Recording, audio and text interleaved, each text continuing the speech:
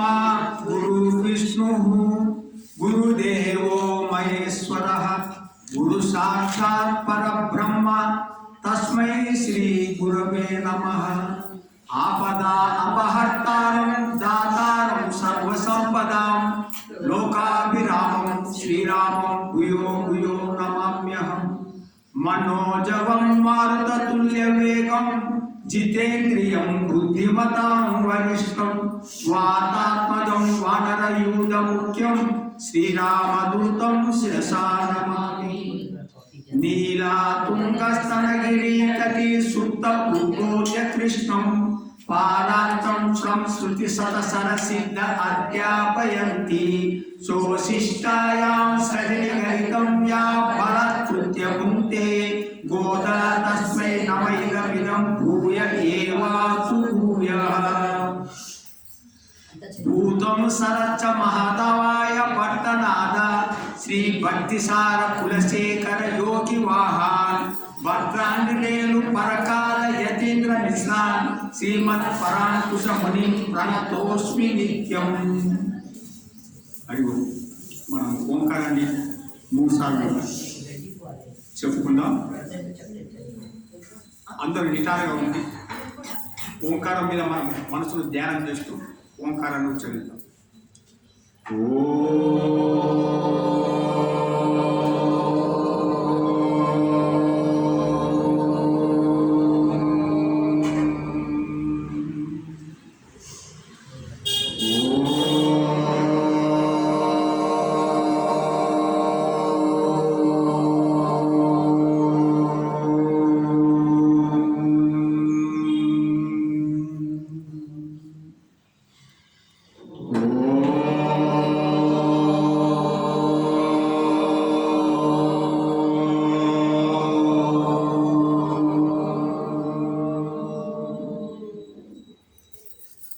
భగవద్భాంతులారా అందరికీ హృదయపూర్వక నమస్కారం. ఈరోజు మనము 19వ పాశురాన్ని, ఈ 19వ పాశురము దీని ప్రాముఖ్యత ఏమంటారంటే, ఈ పాశురాన్ని మనం భావయుక్తంగా చెప్పడం వలన, దీని అర్థం తెలుసుకోవడం వలన దంపతులిద్దరూ అన్యోన్యంగా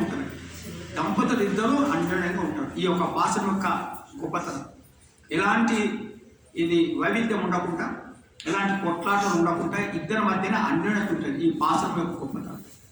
ఈ పాశురంలో అమ్మవారిని అయ్యవారిని ఇద్దరు లేవు, లీలాదేవిని శ్రీకృష్ణ పరమాత్మని ఇద్దరు లేపడం. అయితే ఈ పాశురంలో భగవత్ తత్వాన్ని నిరూపణ జరుగుతుంది. ఇది చాలా ముఖ్యం. పైకేమో శృంగారం మాదిరిగా ఉంటుంది, పైకి శృంగారం ఉంటుంది. తల్లిదండ్రులు జగత్పితుల యొక్క శృంగారం ఈ యొక్క ప్రపంచానికి కారణం శృంగారం. అయితే ఈ శృంగారం మనం పట్టుకుంటే దెబ్బతింటాం. ఈ శృంగారం లోపల ఏమున్నది? భగవత్ తత్వం. అది మనం పట్టుకోవాలి. ఏమున్నది భగవత్ తత్వం అంటే, ఈ సృష్టి ముందు, సృష్టి జరగకముందు ఎవరున్నారు?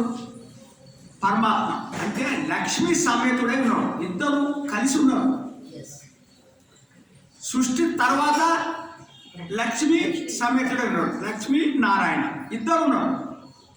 అంటే ఈ ప్రపంచము ఏమి లేదు. ఎవరున్నారు?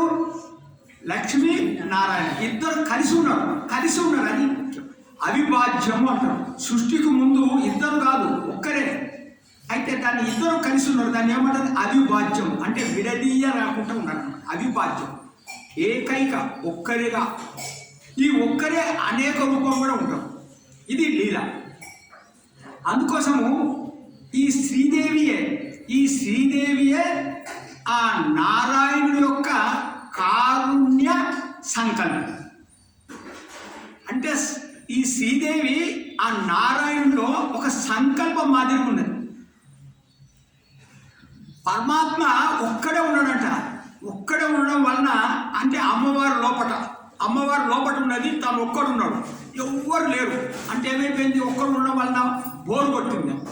అందుకోసమే ఒక సంకల్పం అంటారు. అంటే సంకల్పం చేశాడు.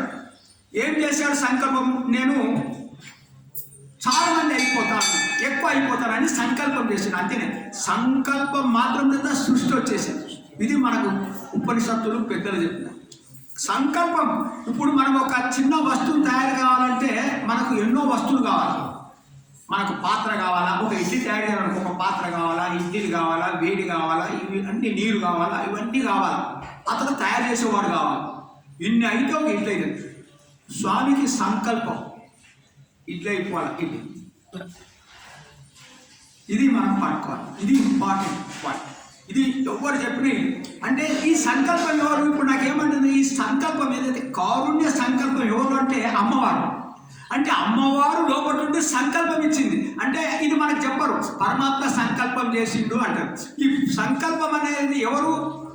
అమ్మవారు. ఈ కారుణ్యమైన సంకల్పం అంటే రక్ష, అంటే అమ్మవారు రక్ష. అంటే లోపల ఈ సంకల్పమే ఈ ప్రపంచాన్ని రక్షిస్తుంది. అనగా అంటే ఏంటంటే ఆ పరమాత్మ సృష్టి చేస్తున్నాడు, స్థితి చేస్తున్నాడు, కాపాడుతున్నాడు, లయం చేస్తున్నాడు. అంటే సంకల్పము పరమాత్మ వేరువేరా కాదు, సంకల్పము పరమాత్మ ఒకరే. ఇది అంటే అమ్మవారు అయ్యవారు ఒకరే. కానీ ఎప్పుడైతే సృష్టి జరిగిందో అమ్మవారు కూడా బయటకు వచ్చేసింది, అది అందరు ప్రపంచం కూడా బయటకు వచ్చింది. ఇది మనం దీని యొక్క అంతర్భాగం. ఇది ఈ యొక్క దృశ్యాన్ని ఇక్కడ అమ్మవారు ఒక శృంగారంగా మంచిగా చిత్రీకరణ చేసింది. ఇది మనము ఇప్పుడు పాసరం ద్వారా మనం తెలుసుకుందాం. కుత్తు విలక్కరియ కోట్టుకాలు కట్టిన్ మేల్ మెత్తైన పంచసయ నత్తిని మేలేరి குத்தலர் பூங்குலர் நப்பின்னை கொங்கை மேல் வைத்து கிடந்த மலர் பார்ப்பா வாய் திருவாய் மெத்தனன் கண்ணின்னாய் நீ உன் மணாலனை எத்தனை போதும் துயிலர ஒட்டாயிகான் எத்தனை ஏலும் திருவாத்த கில்லாயால் తత్వమను తగవేలో రెంబావాయ్.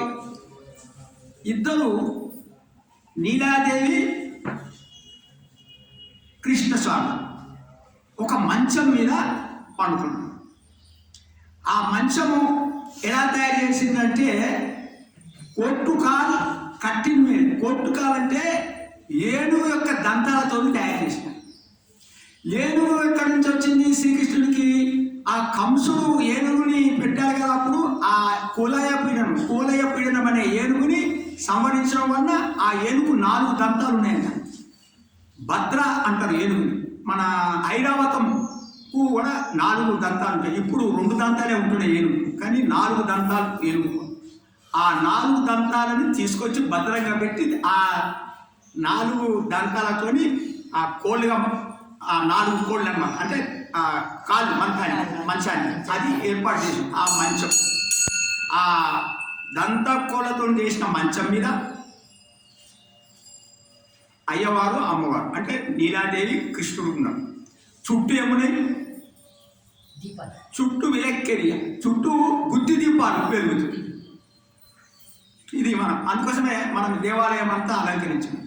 అంటే ఆ మంచము మీద, ఆ ఏనుగు దంతంతో చేయబడ్డ మంచం మీద చుట్టూ గుత్తి దీపాలు వెలుగుచుండగా పంచశయనత్తిని మేలేని. పంచశయనం అంటే మెత్తనైనది, పంచశయనం ఉన్నది. ఆ మంచానికి 5 గుణాలు ఉన్నాయంట. ఏంటిది 5 గుణాలు అంటే? ఆ మంచం ఎట్లా ఉంటుందంటే చాలా పెద్దగా ఉంటుంది, 1. 2 చాలా విశాలంగా ఉంటుంది. తర్వాత వాతావరణాన్ని ప్రకారం ఎండాకాలం ఉంటే చల్లగా, చలికాలం ఉంటే వెచ్చగా ఉంటుంది. తర్వాత సువాసన వెదజల్లుతుంటుంది 4. తర్వాత తెల్లగా మంచిగా ఉంటుంది. ఇది ఈ యొక్క మంచం, మెత్తనైన మంచం. అలా పండుకుంటే చాలు. చుట్టూ 5 దీపాలు వెలుగుతున్నాయి. అంటే గుత్తి దీపాలు. ఒక గుత్తికి ఎన్ని ఉంటాయి? 5 దీపాలు ఉంటాయి. దీపాలు వెలుగుతున్నాయి. నీలాదేవి అండ్ కృష్ణయ్య ఉన్నారు, ఇద్దరు. వాళ్ళకు హాయిగా అమ్మవారితో హాయిగా నిద్రపోతున్నావు. స్వామి నువ్వు హాయిగా నీలాదేవితో నిద్రపోతున్నావు, మేము ఇక్కడ బయట నిన్ను మేల్కొలుతా, మేము బాధపడుతుంటా, నువ్వు హాయిగా మంచం మీద పడుకున్నావా, ఒక మాటలైనా మాట్లాడావా? వైద్యుడంతా మలర్ వార్ప వాయిద్యులు వారు, ఒక మాటలైనా మాట్లాడయ్యా అంటాడు. అయితే ఇక్కడ 4 ఆ మంచం కోళ్ళు 4 అంటే ఏం చెప్తారంటే దాన్ని అహంకారం అని చెప్తారు దానికి. నాలుగు మనకు అహంకారం అనేది ఎలాంటి 4 రకాలుగా ఉంటుంది అహంకారం అని. ఒకటి, నేను జ్ఞానవంతుణ్ణి అని ఒక అహంకారం. 2, నేనే కర్తని, నేనే ఇవన్నీ చేస్తున్నా కాబట్టి ఇల్లు నడుస్తుంది, నేనే నడుస్తున్నా కాబట్టి ఈ ప్రపంచం నడుస్తుంది అనే అహంకారం. 3, నేనే భోక్తని, నేనే అనుభవిస్తున్నాను అనుకుంటాను, నేనే భోక్తని అనుకుంటాను. నేనే దాసుడిని భగవంతునికి, నేనే భక్తుడిని, నేనే బాగా భక్తి చేస్తా. ఈ 4 అహంకారం. ఈ 4 ఈ మంచం అనే కోళ్ళు 4 దీని మీద పరమాత్మ కూర్చొని అడిగితే మన అహంకారం అడిగిపోతుంది. పరమాత్మ కూర్చోవాలి మనం, అంటే పరమాత్మ కూర్చొని అహంకారం అనుకుంటుంది. ఇంకా ఈ 4 ఇంకా గొప్ప విషయం ఏం చెప్తాడు లోతైన మీనింగ్. ఈ 4 ఏమి ప్రతీకలు అంటే 4 యుగాలు ఉన్నాయి మనకు. ఎన్ని? 4 యుగాలు. ఏంటిది? సత్యయుగము, త్రేతాయుగము, ద్వాపరయుగము, కలియుగం. 4 యుగాలు. 4 యుగ ధర్మాలు ఉన్నాయి. యుగానికి ఒక్కొక్క ధర్మం ఉన్నది. ఏం ధర్మము? ఈ సత్యయుగంకి ఏమో ధ్యానం, త్రేతాయుగంకేమో యజ్ఞం, ద్వాపరయుగంకేమో అర్చన, కలియుగంకేమో కీర్తన. ఈ 4 యుగ ధర్మాలు. 4 వర్ణాలు ఉన్నాయి, అంటే 4 కులాలు. ఏంటిది? బ్రాహ్మణ, క్షత్రియ, వైశ్య, శూద్ర. 4 కులాలు ఉన్నాయి. 4 మోక్షాలు ఉన్నాయి మనకు. ఏంటి 4 మోక్షాలు? సాయుధ్యము, సారూప్యము, సామీపము, సాలోక్యం. ఈ 4 మనకు ఇది మోక్షాలు ఉన్నాయి. ఈ 4 భక్తులు అన్నమాట. 4 రకాల భక్తులు అన్నమాట. ఒకరేమో అర్థార్థి, డబ్బు కోసం. ఒకరేమో బాధలు పోతున్నాయని బాధలు పడుతుంటారు, బాధలు పోవాలని ఒక. రెండోది మోక్షం కావాలని. 4వవాడు జ్ఞానం కావాలని. ఈ 4 రకాల భక్తులు. ఇలా 4 ఇట్లా సింబల్ చెప్తారు. ఇప్పుడు ఈ దీపాలు వెలుగుతున్నాయి. 5 గుర్తులు ఉన్నాయంటే దానికి కూడా మనకు అంటే ప్రతిదానికి ఎందుకు 5 పెట్టినాడు? 5 అసలు దీపం ఎందుకు? జ్ఞానం, ప్రకాశం కావాలి కదా. అప్పుడే కదా చీకటి పోతే కదా మనకు ప్రకాశం వస్తుంది. కాబట్టి జ్ఞానం కావాలి, అందుకోసం దీపం. 5 ఎందుకంటే 5 ఏం చెప్తుందంటే శృతులు తెలవాలి. రెండోది స్మృతి అంటే శాస్త్రాలు. మూడోది ఇతిహాసాలు అంటే రామాయణ, మహాభారతం, పురాణాలు, 18 పురాణాలు మనం. 5వది ఆగమ శాస్త్రం ఏం చేస్తుంది? దేవాలయాలు ఎట్లా నిర్మించాలా, ఎలా పూజలు చేయాలా, స్వామిని ఎలా ప్రతిష్టం చేయాలా, ఇది ఆగమ శాస్త్రం తెలుస్తుంది అన్నమాట. ఈ 5 జ్ఞానం వలన మనం భగవంతుని తెలుసుకుంటాం. కాబట్టి దీపం వలన జ్ఞానం వస్తుంది, జ్ఞానం వలన భగవంతుని తెలుసుకుంటాం. ఇది మనం ఆ దీపాలను చూస్తున్నప్పుడల్లా మనకి ఇలాంటి ఆలోచనలు వస్తుంటే దేనికి మనకు ప్రతీకలు అంటే మనలో జ్ఞానం రావాలా, ఆ జ్ఞానం ద్వారా పరమాత్మని తెలుసుకోవాలి. ఇది కదా మన మానవ ఉద్దేశం. ఇదనమాట. సో ఈ విధంగా ఇప్పుడు ఎలా ఉన్నది? అమ్మవారు ఆ పండుకున్నారు కదా. నిన్న ఏం చేసింది అమ్మవారిని? ఈ గోదాదేవి గోపికలు అమ్మ నువ్వు రావమ్మా అని చెప్పినారు కదా. నిన్నటి భాషలో మనకేమన్నది? ఇది సెందామర కయ్యాల్ సీదాల ఒలేలిప్ప 100 తిరువాయి అన్నది. అదే నీ గాజుల చప్పుడు ధ్వని మాకు వినబడుతుండగా నువ్వు వచ్చి తెరువమంటే ఆమె అలా వస్తుందన్నమాట నీలాదేవి. ఇప్పుడు చూడండి, నీలాదేవి వస్తుంటే ఏం చేసిండు శ్రీకృష్ణ పరమాత్మ? ఆమెను లాగి మంచం మీద పడిపోయింది. అప్పుడు ఆ మంచం మీద నీలాదేవి ఉన్నది, నీలాదేవి మీద శ్రీకృష్ణుడు పడు. అంటే ఆమె ఉన్నత స్థానాల మీద శ్రీకృష్ణుడు తన విశాలమైన వక్షస్థలం పెట్టినట్టు పడుకున్నాడు. ఇది చూసింది అనమాట. అందుకోసం ఏమంటున్నారు? అమ్మా నువ్వు అమ్మవారు వస్తుంటే అయ్యవారు ఆపేసింది కదా, అందుకోసమే అయ్యవారిని అంటున్నారు అనమాట. ఒక మాట అయినా మాట్లాడు. ఇంకెందుకంటే ఈ సన్నివేశంలో మీరు బయటికి రాక్కర్లేదు, ఒక మాట మాట్లాడు అన్నారు అనమాట. ఎందుకంటే నీ విశాల ఉదయం కదా ఓ స్వామి, నువ్వు ఒక మాట అయినా మాట్లాడు అని అన్నాడు. ఎందుకంటే అక్కడ ఆ విధంగా పండుకున్నాడు చూసి. ఇప్పుడు ఏంటంటే అక్కడ వాళ్ళ పండుకునేదాన్ని నేను చూసిన తర్వాత ఆ శృంగారం అనుకోది. అయితే వాళ్ళ యొక్క సౌందర్యం చూసి గోపికలు కానీ గోదాదేవి కానీ అమ్మ సౌందర్యం చూసి మనలో భక్తి కలగాల. అయ్యవారికి ఏమో అమ్మవారు భోగం, కానీ భక్తులకు అమ్మవారి యొక్క సౌందర్యము ఉపాసన, పూజ. అందుకోసం మనకు దేవాలయాల్లో అన్ని కొన్ని విగ్రహాలు ఉంటాయి. అవి అమ్మవారిని కొంచెం శృంగారంగా ఉంటాయి. అవి చూసి మనము భక్తి పెంపొందించుకోవాలి. మనం శృంగారంగా చూస్తే మనకు పతనం అయిపోతుంది. ఇది మనకు తో ఆ అందము అమ్మవారి యొక్క అందాన్ని చూసి మనలో ఉపాసన భావం రావాలి, అర్చన భావం రావాలి. అది ఇది ఒక జ్ఞాపకం పెట్టుకొని ఇప్పుడు అలా ఉన్న సన్నివేశంలో స్వామి నువ్వు మాట్లాడు, ఒక మాట మాట్లాడు అంటే స్వామి దర్శనం కంటే మాట మనకు చాలా ముఖ్యం. ఇది మళ్ళీ చూడండి, ఎందుకంటే దర్శనం కంటే మాట ఏంటిదంటే స్వామి యొక్క ఈ ఊపిరి పీలడము బయటికి ఉన్న చూసినా శ్వాసనే వేదాలు, తో మాట్లాడితేనే వేదం. సో మనకు స్వామి మాట్లాడుతున్నట్టే వేదాల ద్వారా మనకు తెలియజేస్తున్నమాట, అది మనకు రక్ష. అంటే స్వామి దర్శనం కంటే స్వామి మాట్లాడితేనే మనకు శ్రేయస్కరం, అది వినాలి, అది మనకు. అందుకోసం ఒక మాట మాట్లాడాలి అంటే అప్పుడు నీలాది ఏమన్నది మాట్లాడుకొని సైగ చేసిన అబ్బా నువ్వు స్వామి మాట్లాడదాము ఏదో బయటకు వస్తుంటే నువ్వు సైగ చేసి వద్దని చెప్పింది నీలాది. చెప్పగానే అప్పుడు ఏం చేసింది మన వాళ్ళు ఈ గోపికలు మెత్తరం కన్నిన్నాయి, ఇంకా అమ్మవారిని ప్రార్థించిన అమ్మ మెత్తరం కన్నిన్నాయి, నీ యొక్క విశాలమైన నేత్రాలకు కాటుగా పెట్టుకున్నావు, ఇంత అందమైన నేత్రాలతో స్వామిని ఆకర్షించి నువ్వు చెప్పినట్టు స్వామి వింటాడు. అలాంటి స్వామిని నీ ఉమ్మనాలని అంటే నీ యొక్క విపుడుని, నీ యొక్క స్వామిని, నీ యొక్క బావగారిని ఏం చేస్తున్నావు? ఎత్తనై పోదు తూలేదా ఒట్టాయి కాదు. అరే ఆయన నిద్ర లేపకుండా ఆపుతున్నావే నువ్వు, ఒక క్షణం కూడా ఆయనని నిద్ర లేపడిస్తలేవు. ఒక మాట ఎత్తనై ఏను పిరువాత గిల్లేయాలి అంటే ఆయనని విడిచి ఒక్క నిమిషం కూడా ఉండలేవు. అమ్మ ఇది నీకు భావ్యమా? నీ స్వరూపం ఇది కాదు కదా, నీ స్వభావం ఇది కాదు కదా.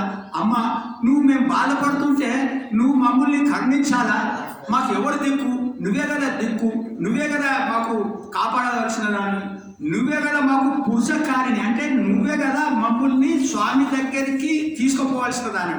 అంటే మమ్మల్ని దగ్గరికి తీసి మమ్మల్ని సరిదిద్ది మా లోపాలని కప్పిపుచ్చి స్వామి దగ్గరికి తీసుకుపోవాల్సిన దాన్ని నువ్వు పురుషకారిని అంటారు. చెప్పిన కదా ఇంతకుముందు గురువు కూడా పురుషాకారం, అమ్మవారు కూడా పురుషకారిని. అంటే జీవులను పరమాత్మ దగ్గరికి చేర్చేది అమ్మవారి.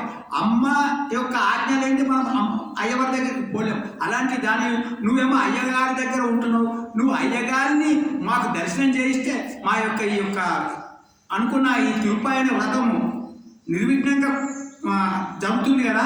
నువ్వేమో అడ్డంకు పెట్టావు, ఇది నీ స్వరూపం కాదు, నీ స్వభావం కాదు. ఎందుకంటే అమ్మవారి యొక్క స్వరూపం ఏంటిది? దయ. అమ్మవారి స్వరూపం ఏంటిది? దయ. మరి ఇది ప్రేమ. ఆమె యొక్క స్వభావం ఏంటిది? ఆమె స్వభావం వాత్సల్యం, సౌశల్యం అంటే చాలా మాతృ భావం కలదు కదా. అంటే మనలో ఉన్నటువంటి దోషాలను కప్పిపుచ్చి అయ్యవారికి తీసుకువెళ్ళే తల్లి నువ్వు మమ్మల్ని ఉద్ధరించాలి కదమ్మా. నువ్వే స్వామివారి దగ్గర ఉంటున్నావే, మాకు స్వామివారిని మాకు దర్శనం ఇప్పిస్తలేవే, ఇది నీకు భావ్యం కాదు కదా, ఇది నీ స్వభావం కాదు కదా అని అమ్మవారిని కొంచెం ఆక్షేపణ చేసింది. జరలా అంటే ఎవరే ఇద్దరు కొంచెం అయ్యవారికి కూడా కోపం వచ్చి ఉంటుంది. ఎందుకంటే అమ్మవారిని నీ స్వభావం ఇది కాదు కదా అని అంటున్నారు కదా, నీ స్వరూపం ఇది కాదు కదా అని గోపికలు చిన్నపిల్లలు అనేసింది. ఎందుకంటే నువ్వు రాణిస్తలేవు కదా. అది రేపు ఏమైతుందో మనం ఈ భాషలో తెలుసు. హరే నమః, హరే నమః, హరే నమః. సచ్చిదానంద రూపాయ విశ్వోత్పత్తి